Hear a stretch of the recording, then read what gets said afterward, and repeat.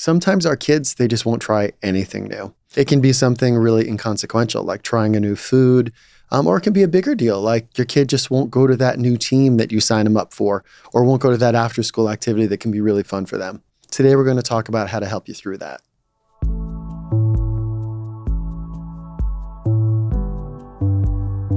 This is Parenting Behavior with me, your host, Dr. Andy Kahn.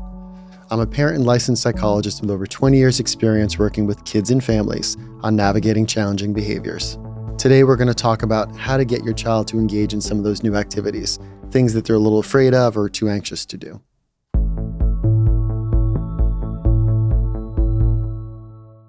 One of the keys to trying new activities is to get your child to learn to tolerate discomfort and to cope with the stressors of new things.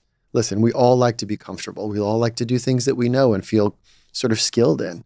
But for kids, if they don't build these new strategies to manage the anxiety or discomfort, they can miss out on opportunities and not be able to do things in their day-to-day lives that can be really good for them. One strategy for getting your child to try something new is to try it out in advance. Sometimes we might want to get our kids to join, let's say, a basketball team, and we just send them off to the first practice. And then they think, this is miserable. I'm not good at this. I want to quit. So what if we try practicing some of the skill in advance? Take your kid out to a local park, shoot some hoops together, get a sense of how can we make this fun? How can we get some introduction to the activity? Lowering the stakes of an activity in advance can make it much easier for a child to engage in it. So keep that in mind when we're looking at new activities. It may sound silly, but when I was a kid, we got cable TV for the first time. And yes, I am that old. We had a cable box with an actual cable attached to it, and that was considered a remote at the time. And I was so much more accustomed to turning the channels by hand and just seeing the 2 or 3 things that I'd watch on a regular basis. So getting familiar with the new technology was a little stressful for me. So when your child's trying a new activity, don't poo-poo the idea that they might be uncomfortable, even if it's something that seems like it could be fun right out of the gates. For kids with learning and thinking differences like ADHD and dyslexia, their brains are wired a little differently. So when it comes to tasks that require flexibility or planning or even adapting to new day-to-day activities, it can be a little harder for them. One thing to consider is that even new pleasant activities can require some adjustment, and your kid will want to stay in their comfortable space doing the things they're familiar with. Anything new has a sense of being unexpected, and that can make your child reluctant to do those tasks. So if we're talking about a key concept here, flexibility is the key. We're talking about getting your child to learn to be more flexible and to try new things, which may not feel natural for them. One important wild card here is that anxiety can affect flexibility. So let me give you an example. If someone is in a highly anxious mode, they're going to be focused on lots and lots of little details in their space. Anxiety is really there to help keep us safe from things that might be dangerous. And anxiety doesn't really know the difference between, this is just, a low-key sport activity, or this is something that could be fun. So if the brain's on high alert because of anxiety, kids are going to be less flexible. They're going to be less willing to work through certain activities, and they may even try to escape or avoid doing them altogether. One of the cool things about this is relaxation and mindfulness can be super helpful for these kids. Learning these skills away from the stressors is really important. So practice them during a random time of the day when everybody's calm already. It's the practice of skill away from stressors that makes it more likely that they can be successful when they really need to be able to do the task.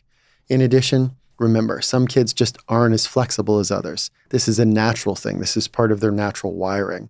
So it may take some more practice to get them to learn to calm down and bring their bodies back under control. Your parents, you know who this is. And for some kids, just be aware. It's going to take a little time, and you're going to have some failure experiences with your kids. Just keep working at it.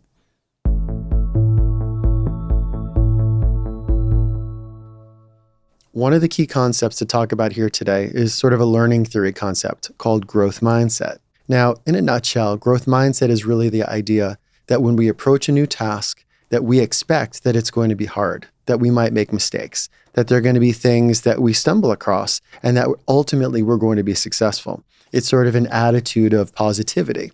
For some folks who have a fixed mindset, they believe that no matter what they do, it's going to be hard, they're going to fail, and they avoid an escape. Kids who have a fixed mindset are going to be, wait for it, they're going to be inflexible. They're not going to try new activities. Let's think about growth mindset as it relates to challenges and setbacks. The idea that if you have something that's hard and you expect in advance that I'm going to have some failure, that it's going to be a challenge, then you're going to be able to navigate and keep trying. And this is really crucial for our kids when they're trying new things. So developing a growth mindset, which is something that we can teach, is something that we're going to talk about here today. One big idea to reinforce here today is to help your child understand that when they enter new situations, that they shouldn't come at it with this idea that they're going to be successful and everything's going to be perfect. Setting an expectation that new things are hard and that we're going to have failure experiences can be really reassuring. And then when it happens, it's not unexpected and kids are less jolted by it. One important concept here is that if your child's going to try something brand new that maybe has a low probability of success, that you share that with them and say, hey, you know what? This is worth a try and not everybody succeeds at this. So if you fail, it's not any big deal. It's really expected for many folks. Another great way to prepare your child for building a growth mindset is to take some time reminding them about things they're successful with, things that they've done in the past that maybe were hard, these barriers that maybe they've overcome. These are great things to remind them, wait a second, I can do this. I've done hard things before. The other thing that's really crucial is making sure that your child has other activities going on that they feel good about, things that they enjoy, so that they have the opportunity to have something that feels pretty easy and comfortable. Not everything has to be about growth in every moment of their lives. Finally, before we move on, I want to make sure that you know that in the show notes, we have some great references on developing and building growth mindset, and those information there is going to be really helpful for you if you want to seek it out.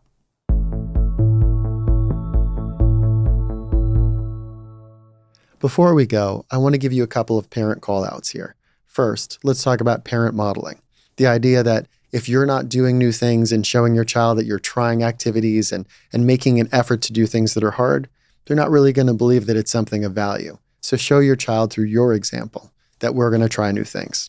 Second, I want you to focus on trying some new things alongside your child, whether it's going out and giving them a chance to order food at a restaurant and giving them the opportunity to try something with your support. Remember, pick something low stakes so they have a chance for success, and if they don't succeed, it's not that big a deal. Now, remember what I said about flexibility earlier? Well, flexibility is also something that we look at in terms of parents. If you're not a terribly flexible person, you don't try new things, it may be really important to try this out with your child. Sometimes you're going to have to fake it till you make it. In addition, I don't know if you've heard this saying, but people will often say, anxious parents raise anxious kids. If you're nervous about your environment, if you're always looking out for safety-related issues, and you don't try new things, your child is going to perceive the environment as dangerous, and they may be anxious too. They often look to you to know if they're safe or secure. So keep in mind, if this is leading to impairment in your life, you're not able to do certain things that you want to do, and you see it's affecting your child, it may be a great time to get some support and maybe seek some counseling, or even looking at some resources at understood.org. Another important thing to be mindful of is projection. Now, again, this is psychobabble here.